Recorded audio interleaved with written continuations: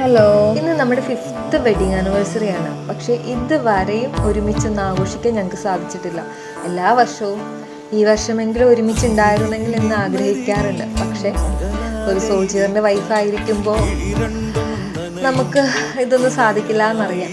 കാത്തിരിക്കാനൊക്കെ ഞാൻ ഒരുപാട് പഠിച്ചിട്ടുണ്ട്. പക്ഷെ ചില ദിവസങ്ങളിൽ ആ കാത്തിരിപ്പ് കുറച്ച് കൂടുതൽ ദുഃഖിക്കാറുണ്ട്. ഇപ്പോൾ ചിങ്കുവിൻ്റെ ഏറ്റവും വലിയൊരു ചോദ്യമാണ്, പപ്പ എപ്പോഴാണ് വരിക അമ്മ? അതാണ് ഏറ്റവും സങ്കടം വരുന്നത്.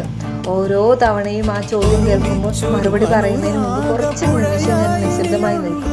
പിന്നെ പറയും അടുത്ത മാസം വരും, വേഗം വരും, പെട്ടെന്ന് വരും, അങ്ങനെയൊക്കെ അങ്ങ് പറയും. പക്ഷെ ആ കുഞ്ഞി കണ്ണുകളിൽ കാണുന്ന കാത്തിരിപ്പും പപ്പയൊന്ന് കെട്ടിപ്പിടിക്കാനുള്ള കൊതിയും സ്കൂളിൽ കൊണ്ടാക്കുമോ എന്നുള്ള ചോദ്യമൊക്കെ കേൾക്കുമ്പോൾ ശരിക്കും വാക്കുകളെക്കാൾ കൂടുതൽ സംസാരിക്കുന്നത് എൻ്റെ മൗനമാണ്.